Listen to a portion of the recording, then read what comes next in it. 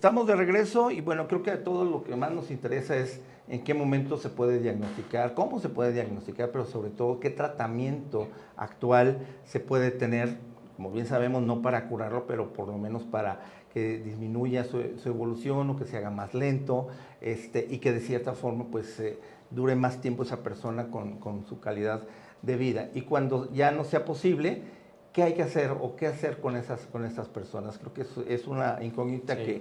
que debemos también, en ese sentido, doctor, voltear y pensar en que debemos generar un cambio. Y si los gobiernos de cualquier color no lo han hecho, pues creo que como sociedad, con lo que te estaba platicando que nosotros estamos implementando, pues es una forma de ir buscando ese tipo de soluciones, ¿no? Sí. Entonces, aquí el punto es, por ejemplo, la parte diagnóstica, que también hemos visto que a veces un diagnóstico tarda, si es institucional, si sirve la máquina, si no sirve, hasta cuándo te dan el pase, pasas Sí. 3 meses, 6 meses, 8 meses, y obviamente la enfermedad corre y el diagnóstico no llega, ¿no? Entonces, Así bueno, es. esa es una parte, pero en el caso del diagnóstico, que se requiere también mucha inversión, ¿cuál es el mejor mecanismo o método para diagnosticar un Claro. Alzheimer? Primero en el comprender que al existir 7 estadios Ujú. de la enfermedad, desde el paciente que ya se está acumulando ahí algo anormal en el cerebro y no tiene síntomas, hasta el que va avanzando y está en un estadio terminal en cama porque ya no es funcional, ¿no? Exacto, sí, Yo creo que todo eso es lo interesante a comprender que en esos estadios la importancia de acercarse con un profesional. por supuesto. El siguiente punto es, bueno, ¿cómo podemos sospecharlo? ¿Cómo podemos estar pensando para llegar a un diagnóstico, ¿no? Los estadios iniciales de la enfermedad, como platicamos, muchas veces Ujú. son afectivos. Puede Ujú. haber mayor cambio afectivo, que son funciones ejecutivas del cerebro, que realmente una memoria a corto plazo afectada. Empezamos a ver que las personas son de un procesamiento más lento, ya no resuelven igual, y muchas veces justo decimos, pues bueno, es la edad, ¿no? Ujú. Ya no es tan rápido como antes, ya no resuelve como antes, entonces empiezan a ser menos a este Que entre personal. paréntesis, no se vale justificar Exacto. ni buscar respuestas que probablemente no sean. O sea, no tiene nada que ver la edad. Es una situación Sí, mental, exacto. emocional, cultural, lo que sea, pero no está enferma una persona que tiene X edad. Ok. Sí, Bien. que a mí me gustaría, antes de continuar Sí, sí, este adelante, adelante. tópico, abrir un paréntesis Sí, porque claro. el que haya un deterioro cognitivo normalizado en la edad ya no debe de existir. Ujú. Actualmente sabemos que en el mundo hay esas zonas azules del mundo, en donde hay centenarios sin fallas cognitivas. Qué maravilla. Entonces es un Ujú. envejecimiento saludable. ¿Cognitiva se refiere a? Pues alguna disfunción cerebral superior, como por ejemplo la memoria a corto plazo, la atención. En otra forma de verlo es mi capacidad de resolver los problemas de la vida Ok, ok, diaria, ¿no? ya. O sea, vivir solo y todo lo que involucra la complejidad del ser humano, Ujú. poderlo resolver, ¿no? Discernir, tomar decisiones, Exacto, ok. juicio y demás, Juicios, ¿no? ya, Que correcto. pues para hablar más del tema pues necesitaríamos un mundo de charlas de Lo esto, haremos más adelante, claro, pero sí. al final Ajá. es como ir planteando la idea. De Sí, entrada, decir que no porque seamos mayores debe haber un problema cognitivo. Eso ya se está cambiando muchísimo hoy en día. Sí, excelente. entonces es Qué algo bueno. muy interesante. El Muy segundo justo. punto, retomando Alzheimer, es que en Ujú, el continuum de la evolución ujú, existe algo que llamamos trastorno neurocognitivo menor, que no es demencia, hay algo que se llama trastorno neurocognitivo mayor, que ya es cuando hablamos de demencia, ujú, que puede ser uni o multidominio. ¿Qué ujú, quiere decir eso? Uni, como de nada más afectación de memoria a corto plazo, que es lo que caracteriza a la enfermedad de Alzheimer. ujú, Multidominio, en donde ya se ve acompañada de otras funciones, alteraciones en el juicio, trastorno del comportamiento, problemas visoespaciales, ya no puedo leer, ya no puedo discernir los espacios, las dimensiones, que puede haber una gama increíble ujú. de cuestiones, Claro. de fallas cognitivas, obviamente dependiendo el estadio de la enfermedad, Ok, ¿sale? claro. Entonces, yo creo que aquí lo importante a discernir en decir, bueno, cuando hablamos ya de demencia o no, es cuando tocamos las funciones instrumentadas de la vida diaria. ¿Qué quiere Ujú, decir? Mis funciones, como por ejemplo el usar un teléfono, hacer y recibir llamadas, mi capacidad de la autonomía de salir, tomar un camión, agarrar un taxi, ir y venir, hacer algún pendiente ujú, personal o del trabajo, mi capacidad de, por ejemplo, tomarme mis medicamentos para X cosa ujú, y yo saber para qué son y en qué momento me los debo de tomar, la capacidad de manejar el dinero, la capacidad de poder cocinar, ¿no? Exacto. La capacidad de poder asear la casa, de limpiar, de tener orden, la capacidad inclusive de lavar mi ropa, ¿sí? Que sabemos en esos últimos 3 hay una cuestión también cultural en México y de hecho uno de los factores de riesgo también importantes modificables es el bajo nivel de estudios. En donde también sabemos que muchas personas hoy en día, muchos de nuestras personas mayores, pues no cocinan, no lavan la ropa porque nunca lo hicieron, ¿no? Sí, no, ni entonces, saben. Exacto, entonces todas esas funciones que parecen simples son funciones que regula el estado cognitivo de una persona. Entonces, cuando esas se ven preservadas, ¿qué quiere decir? Yo ya tengo fallas en la memoria de corto plazo, ¿no? Ya no agarro, soy muy lento en el procesamiento, ya no recupero la idea, pero sigo siendo funcional en todo eso, no es demencia, ¿sale? Correcto. O sea, es un trastorno neurocognitivo menor, ¿ok? Es un estadio 3, de hecho, en esa parte. Ya. Podría decir, ¿sabes qué? Yo tengo fallas de memoria, ya como que me está costando trabajo, se me va la onda. Ok, vamos a hacerte un test. Se hacen test rápidos de 5 o 7 minutos, dependiendo de la escolaridad. Tenemos Minimental, tenemos Moca, por mencionar algunos, en donde hacemos un test y si identificamos ausencia de una falla cognitiva, porque no es lo mismo decir me falla, allá realmente verlo en un estudio, en un test. Claro. Y hay ausencia de ese problema, de hecho es un estadio 2. O sea, estamos hablando de que realmente el paciente nomás tiene como que la sensación que se le va la onda, que pierde la memoria a corto plazo, pero realmente no tiene fallas. O a lo mejor se lo han hecho creer, ¿no? Exacto. Por tanto que lo burlan, que lo presionan y demás. Claro. Pero ya cuando lo sometes a un test, resuelve, ¿no? Correcto. Entonces, no. Lo que sigue es que ya tiene fallas, que ya vemos fallas en el test, pero que es funcional. Eso es un trastorno neurocognitivo menor, no demencia. Justo cuando ya empieza a tener fallas en las instrumentadas de la vida diaria, que fueron estos ejemplos que le puse, ya es cuando hablamos de una demencia. ¿Sí?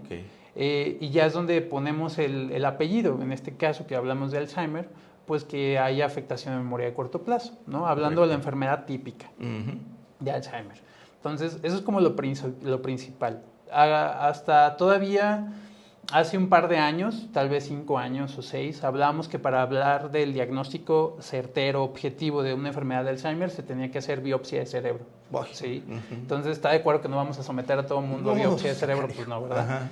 Entonces, esa medida invasiva, pues ya nomás nos dejaba en el diagnóstico presuntivo. Pues es un diagnóstico presuntivo de Alzheimer, sospecha de, y hasta ahí. Sí, pero ya todo ya le habías metido más. Exacto, entonces actualmente, ya que hemos crecido mucho con las formas de los marcadores, desde el 2018 a la fecha se ha visto una visión un poquito más objetiva de clasificar a los pacientes, ¿no? Desde si tiene una enfermedad de amiloide, que si tiene taupatía y si tiene una enfermedad estructuralmente sugestiva de Alzheimer.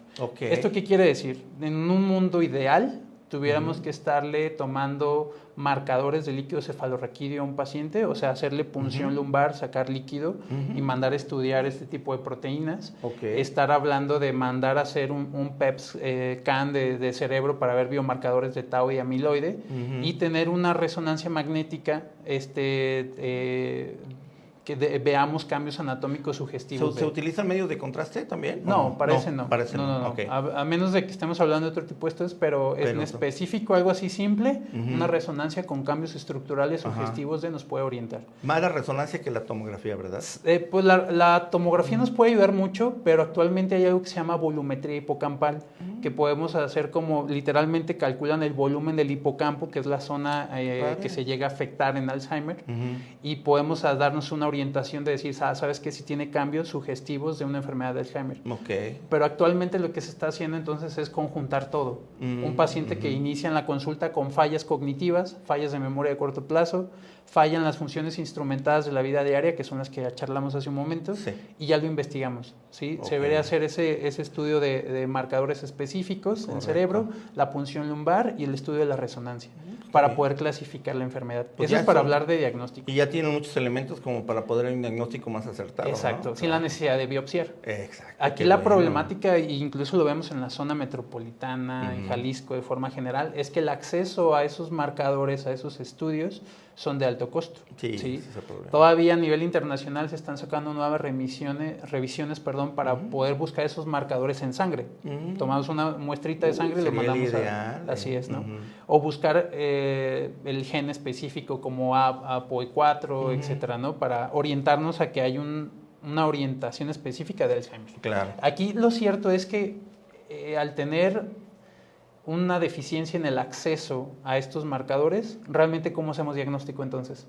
Nosotros hacemos diagnóstico, al menos por ejemplo en nuestra institución y la mayoría, es que vemos queja de memoria, hacemos de hecho un test neuropsicológico completo para ver qué áreas cognitivas están afectadas, porque como charlábamos puede ser nada más memoria a corto plazo o algo más, y un estudio de neuroimagen que nos hable de que haya cambios específicos y que descarte otras, como por ejemplo infartos. Un infarto que esté explicando las fallas cognitivas y que pensemos, es Alzheimer, y pues no. Tuvo ahí un mini infarto, una cosa exacto, así. Puede haber. Sí, lacunar o algo, entonces...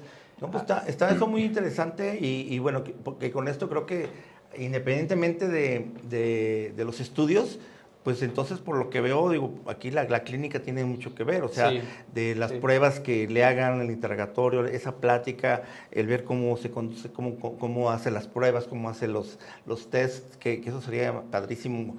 De repente, si pudiéramos tener uno que lo pusiéramos ahí en redes, que cada quien lo hiciera, estaría padre, ¿no? Y que dijera una cara y pues ya le puse yo sí a todo, entonces sabes que ¿dónde tengo que ir, no? Y ya no digamos algo ya tan extremo como puede ser un Alzheimer, alguien que desde este momento tenga, lo que te decía, a lo mejor una pérdida de memoria o de espacio o algo, y que simplemente tiene una menor irrigación sanguínea, que se le puede dar alguna otra cosa, manejo, ¿no? Pues sí, pues, ahí te lo dejo de tarea, si se puede, pues lo digitalizamos, ¿no? Bueno, hay una parte que a mí me parece muy interesante, y es que ya se diagnosticó de forma diferencial, o es Alzheimer o no lo es, y bueno, se da el abordaje adecuado. Cuando ya se tiene, y no quiero que se me pase, voy a invertir un poco la idea, ya cuando se tiene un Alzheimer, como puede ser también alguien que tengan ahí lo que le llaman demencia senil, o no sé, como se le llamaba antes, pues, ¿no?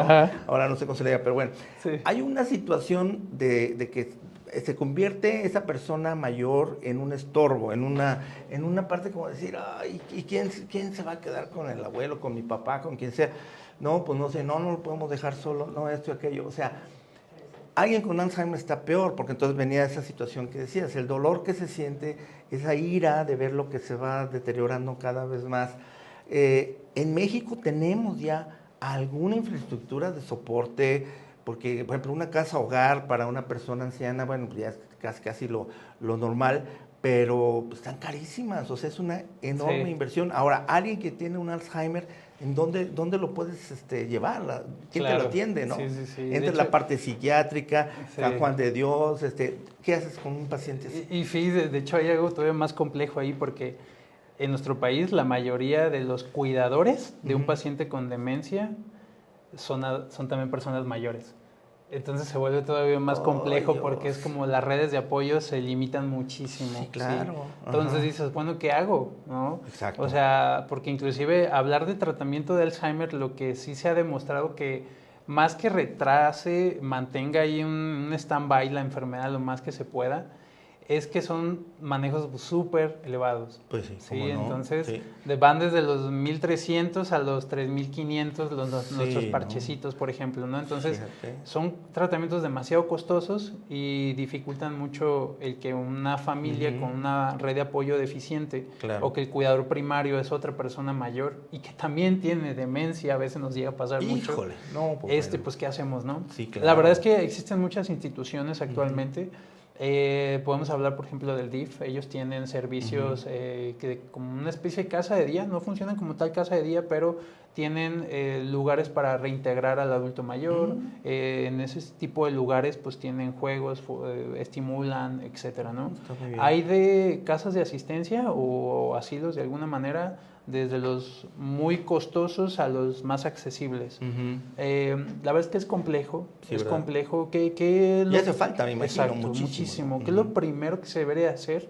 El manejo no farmacológico, pues el acompañamiento, la concientización con la familia, el que verdaderamente se sientan que están acompañados. Cierto. Porque esto es algo multidimensional. De hecho, cuando hablamos de un tratamiento eficiente del deterioro cognitivo, ya sea Alzheimer, hablamos que entra el nutrólogo, entra el fisiatra, o sea, el rehabilitador a ponernos actividad física, entra pues el médico especialista en la demencia que nos oriente y demás, entra el psicólogo, entra inclusive el tanatólogo, que es una especialidad porque al final es comprender que mi padre, mi abuelo, mi familiar, estoy teniendo una pérdida, ¿no? Sí, porque claro, ya por no supuesto. es lo mismo, ya no es la misma persona que hace años. Claro. Entonces, yo creo que lo principal es el concientizar, el conocer la enfermedad, como para realmente darles calidad. Yo creo que eso es lo principal. Conocerla, comprenderla, entonces hace falta también mucha enseñanza, o sea, para educar mucho en salud a la población, que bueno, es parte de lo que es nuestro granito de arena que hemos querido poner.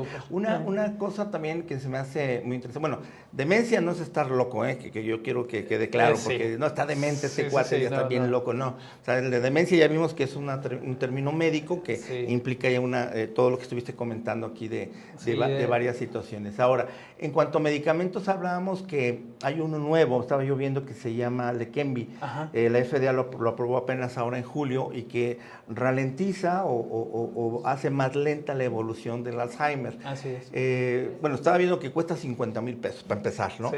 Pero sí es promisorio, no es promisorio, me decías que tiene sus asegúnes, ¿no? Sí, de hecho, actualmente no está como a la venta libre de entrada. Todavía no. Todavía está en protocolos de investigaciones. Ya. Hasta el hecho de ya sacarlo al mercado involucra también el comprender ese costo-beneficio, ¿no? Claro.